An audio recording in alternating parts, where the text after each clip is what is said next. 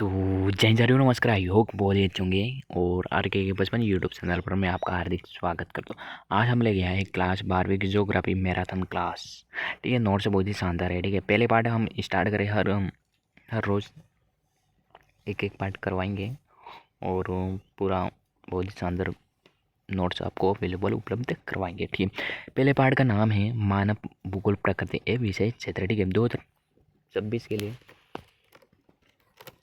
Most ज़्यादा ही important है। इस पार्ट से एक दो प्रश्न सपने की गारंटी है। मानव भूगोल की परिभाषा हम समझेंगे। मानव भूगोल मानव तथा प्रकृति के बीच संबंधों का अध्ययन करना, उसको हम क्या कहते हैं? मानव भूगोल की परिभाषा कहते हैं। इसके बाद है रेटजल के अनुसार मानव भूगोल की परिभाषा दी है। मानव भूगोल मानव समाज और धरातल के बीच संबंधों का संश्लेषण अध्ययन करना, उसको हम क्या कहते हैं? रेटजल के अनुसार मानव भूगोल की परिभाषा है। ठीक है, ये भी याद करनी। इसके बाद है और इसके बाद में क्या है? एल एन सी स्पेल के अनुसार इसने भी परिभाषा दी थी। मानव भूगोल अस्तित्व पृथ्वी और क्रियाशील मानव के बीच संबंधों का अध्ययन करना। ठीक है, ये दो तीन परिभाषाएं याद कर लेना और हर साल एग्जाम में आती है। मानव भूगोल के क्षेत्र। मानव भूगोल के क्षेत्र बोलेगे मेरे प्यारे लड़कों, मानव भूगोल के क्षेत्र के बारे में। तेरे यार पेन नहीं चल रहा है। मानव भूगोल के क्षेत्र के बारे में बोले तो आपको ये कितने से है तो ये लिख देना। 2 या 3 नंबर का आ सकता है मेरे प्यारे लड़ दो, ज़्यादा नहीं, 2 या 3 नंबर का आ सकता है। ठीक है ना। और इसके बाद में हम जानेंगे मानव भूगोल के उपक्षेत्र। मैंने बताया था संचार भूगोल क्षेत्र, पर्यटन, कृषि और है उद्योग भूगोल क्षेत्र।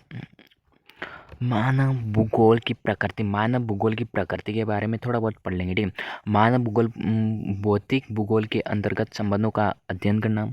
मानव ने भौतिक भूगोल और पर्यावरण के द्वारा अपने क्रिया और कलापों के द्वारा घर बनाए, नगर, गांव, सड़क, रेल, उद्योग, खेत आदि का निर्माण किया। ठीक है, और इसके बाद है भौतिक पर्यावरण के से प्राप्त संसाधन का इस्तेमाल करके मानव ने इसका उपयोग किया है। और इसके बाद दूसरा पॉइंट हमारा कहेगा मानव का प्राकृतिकरण और प्रकृति का मानवीकरण। मानव का प्राकृतिकरण पहले हम जानेंगे कौन सा? मानव का प्राकृतिकरण। मानव का प्राकृतिकरण। मानव आदिम व्यवस्था में प्रकृति से डरता था। क्या? आदिम व्यवस्था में कुछ पहले ये क्या होता था मैं आपको बताता हूँ। कुछ हमें पुराने समय में क्या होता था, मानव है पेड़ पौधों से क्या करता था? डरता था। वो इस पेड़ पौधों प्रकृति की पूजा करता था।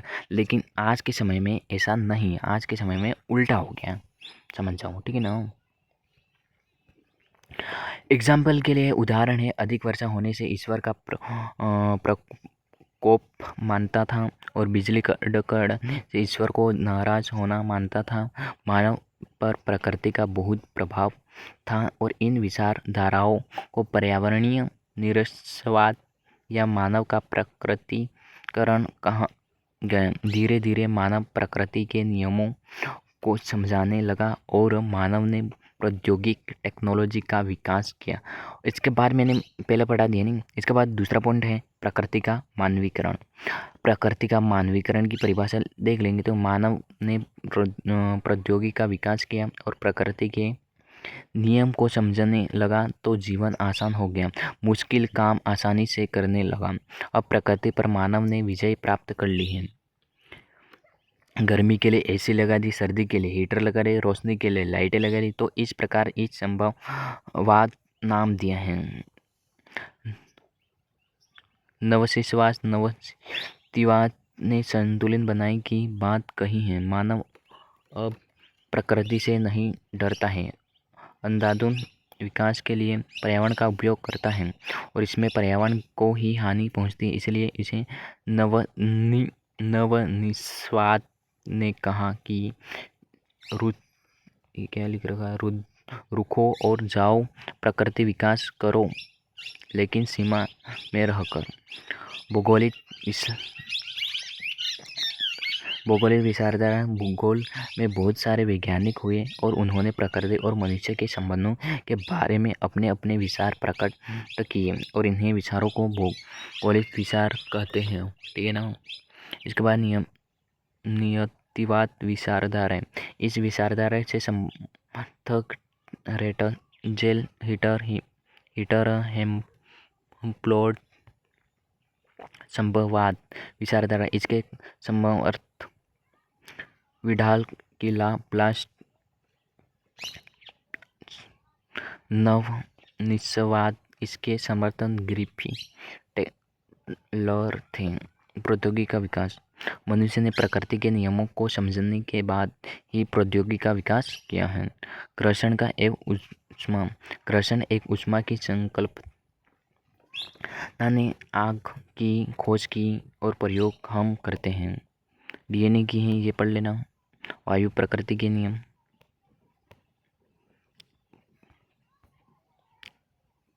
ये तो पढ़ा दिया था मैंने फर्स्ट वाला। डीएनए एवं आनुवंशिक उन्हें समझने के बाद ज़्यादातर बीमारियों पर जीत पा चुके हैं। और वायु गति के नियम ये भी ज़्यादा ही मोस्ट इम्पोर्टेंट है मेरे प्यारे लड़कों। वायु का गति का नियम याद रखना। वायु गति का नियम है अधिक तेज गति के वाहन बनाने के लिए इन नियमों को पढ़ना पड़ता है। विश्व जनसंख्या वितरण और घनत्व और वृद्धि ये अगली वीडियो में लेके आएंगे। ये फर्स्ट पार्ट हमारा कंप्लीट हो चुका है। तो मेरे प्यारे लड़कों, यहाँ से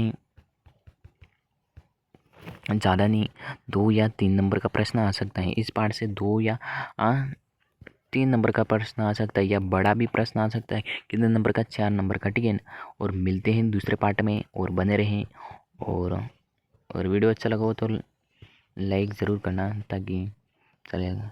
हिंदी मीडियम को थोड़ा कमज़ोर हूँ और नोट्स बोल दूँगा आपको, और साल भर में कुछ नहीं पढ़ा है ना, तो मैं वीडियो बना रहा हूँ ना, वही पढ़ के चले जाना, आपका काम हो जाएगा, ठीक है। मिलते हैं, धन्यवाद।